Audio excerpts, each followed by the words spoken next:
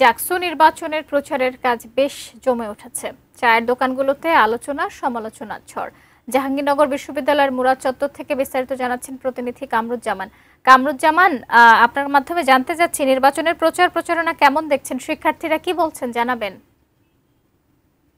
ধন্যবাদ শাকিলা। আমি এই মুহূর্তে রয়েছি একদম জাহাঙ্গীরনগর বিশ্ববিদ্যালয়ের ঠিক মুরাদ চত্বরে, যেখানে কিন্তু আজকে কিন্তু প্রচারণার তৃতীয় দিন।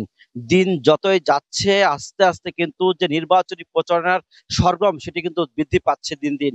এবং একটা বিষয় আপনাদেরকে জানিয়ে রাখি যে এই যে আজকে তৃতীয় দিন, এই তৃতীয় দিন আপনারা দেখতেই পাচ্ছেন যে এরই মধ্যে কিন্তু অনেকের হাতেই কিন্তু ব্যালট চলে আসছে। প্যানেল ব্যালট এবং এছাড়া স্বতন্ত্র প্রার্থীদের আলাদা আলাদা ব্যালট। সবাই কিন্তু এখন নির্বাচনী প্রচারণায় কিন্তু একটি সরগরম। প্রত্যেকের হাতে এখন ব্যালট এবং ব্যালটের মাধ্যমে কিন্তু প্রত্যেকেই ভোট চাচ্ছে একে অপরের কাছে। এবং একটা বিষয় আপনাদেরকে আরো স্পষ্ট করে জানাতে চাই যে ৩৩ বছর পর যে এই যে জাকসুর যে নির্বাচন, সেটি কিন্তু আসলে এই জাহাঙ্গীরনগর বিশ্ববিদ্যালয়ের মধ্যে একটি যে এই যে একটা নতুন যে একটা সূচনা সেটি কিন্তু তারা দেখছে। এবং যে নতুন যে আলোর পথ সেটিও কিন্তু সুগম হচ্ছে বলে আমাদেরকে জানিয়েছে। আমরা একটু কথা বলতে চাই একজন প্রার্থীর সাথে। কি অবস্থা, কেমন খারাপ হচ্ছে নির্বাচন? আলহামদুলিল্লাহ ভালো। আমরা সকল ভোটারের কাছে যাচ্ছি এবং দোয়া চাচ্ছি, ভোট চাচ্ছি।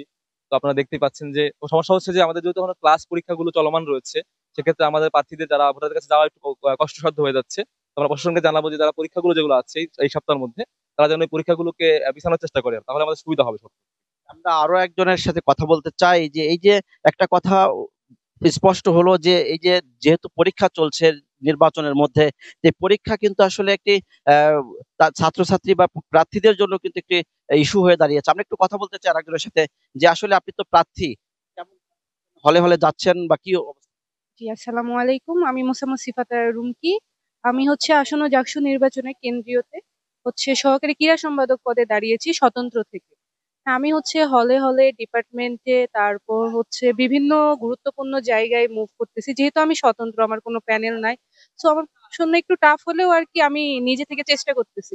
আর সবার সাড়া, খুবই দারুণ সাড়া পাচ্ছি। আমার ব্যাচমেট, সিনিয়র, জুনিয়র সবাই আমাকে অনেক উৎসাহ দিচ্ছে, অনুপ্রেরণা জাগাচ্ছে। তো আমার অনেক ভালো লাগছে আর কি। যেমনটি শুনছিলেন যে আসলে প্রার্থীরাও কিন্তু আহ ভোট চেয়েও কিন্তু তারাও কিন্তু আনন্দিত হচ্ছে, এটাও আমাদেরকে জানিয়েছে। এবং এই যে পরীক্ষা বা এই নির্বাচনকালীন সময়ে যে পরীক্ষা, এটি কিন্তু তাদের জন্য একটি নির্বাচনী ব্যাহত ব্যাঘাত ঘটছে বলে আমাদেরকে জানিয়েছে। এই ছিল সর্বশেষ আমার কাছে জাহাঙ্গীরনগর বিশ্ববিদ্যালয়ের মুরাদ চত্বর থেকে।